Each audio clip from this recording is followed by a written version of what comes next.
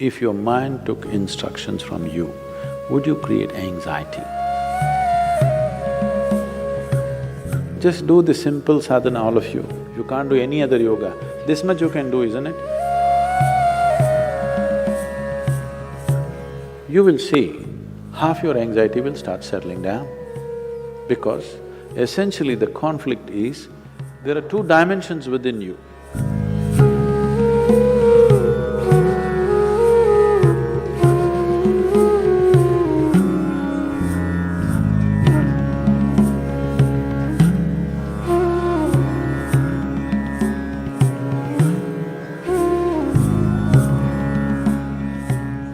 If your mind took instructions from you, would you create anxiety?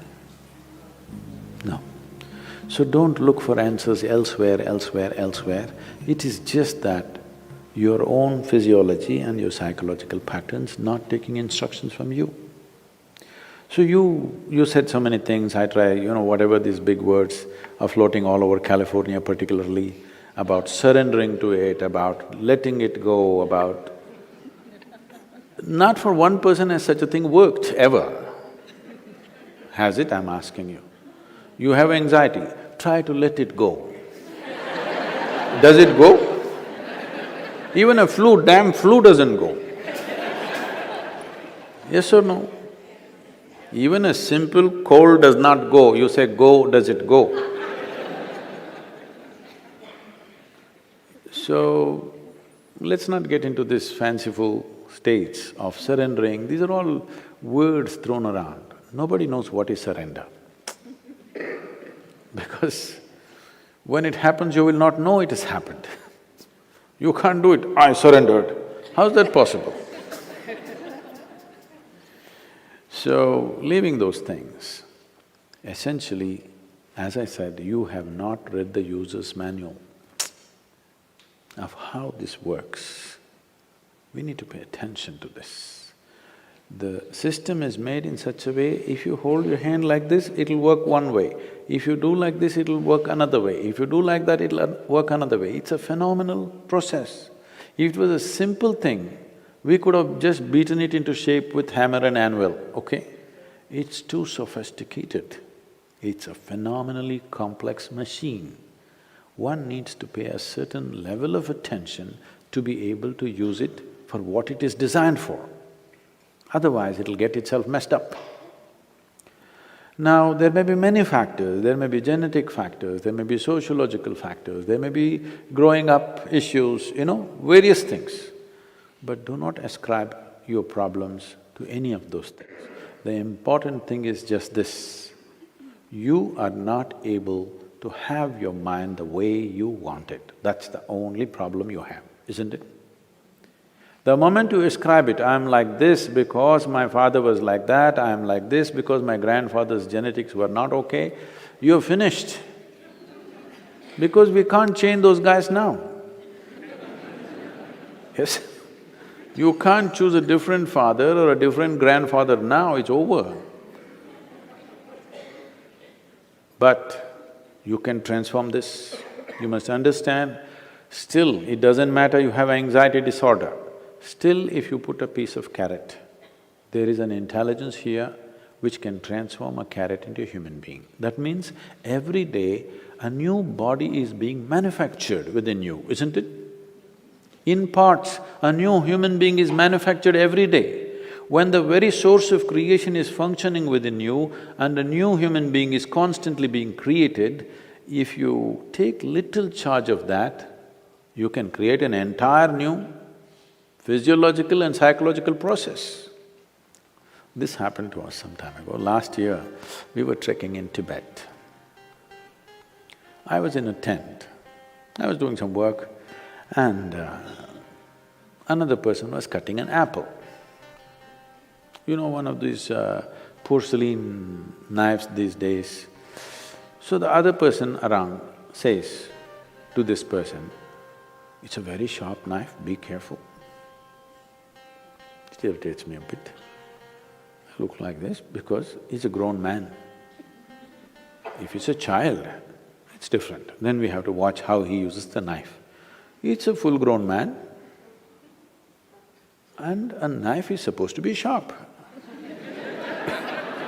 If it's not sharp, why do you call it a knife?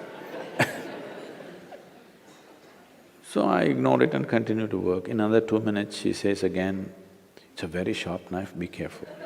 I said, "Come on, he's a full-grown man, leave him alone, he knows how to use this knife. This stupid knife can't he handle? It's not some earth-moving machinery or spacecraft or something that he doesn't know how to handle. It's a knife." She says, "No, Sadhguru, it's a very sharp knife." All right. And I continue what I'm doing.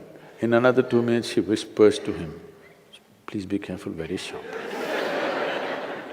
And in another 2 minutes, he cuts his finger. Then I give up, okay.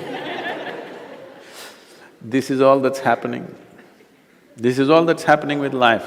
You have an intellect for which you don't have a stable enough platform. Or in other words, you have a sharp knife, a very sharp knife a very sharp knife in your hand, but your hand is not steady. Please see, it's your own mind which is causing all this pain, isn't it? Yes or no?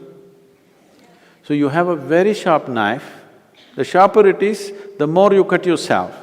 So we don't have to blunt the knife, we just have to have a steady hand, isn't it? Nothing has been done about that. People are trying to blunt the knife with all these sedatives and nonsense. What you take is to blunt the knife. Blunting the knife is not the answer, because if you lower the possibilities of who you are, everything will be okay. If you remove half of your brain, you will be quite peaceful. Because it takes some brain to cause anxiety. If we really remove half of your brain, you will be quite peaceful and you may even be happy, actually. Nothing bothers you. It'll be okay. All right? But that's not what we're looking for. What a human being is looking for is to become limitless in some way. And if this has to happen, you have to create a steady platform. Knife need not be taken away, knife need not be blunted. Only thing is, hand needs to be steadied, isn't it? No process to do that.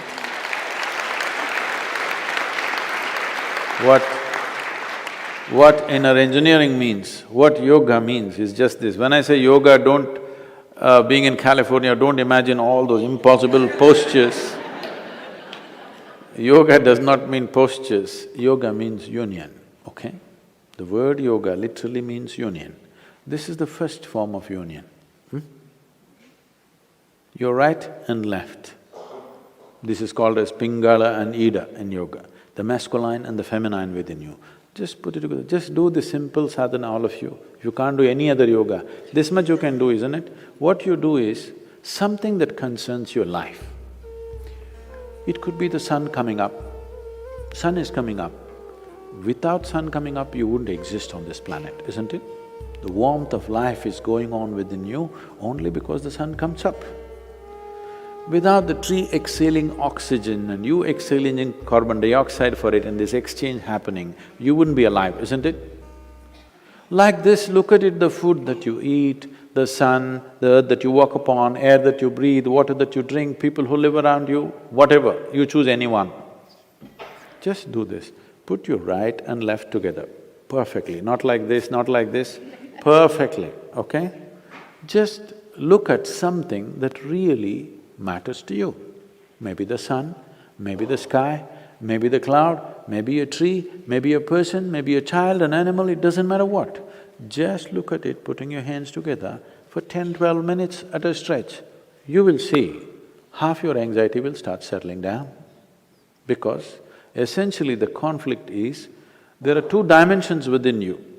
I don't want to go into an elaborate description of this, because the yogic physiology goes elaborately into this. But to put it simply, even the modern medical science is telling you there's a right brain and a left brain, all right? Just put these two things together, look at with utmost love, and appreciation towards something that matters to you. It could be your wife, it could be your husband, it could be your child, a tree, a dog, sky, sun, moon, whatever. Every one of them are vital for your life, isn't it so? Yes? Whatever you can relate to. Putting these two things together, just look at them with utmost pleasantness that you can generate, recognizing how important they are for you. Many things will change. This is the first form of yoga.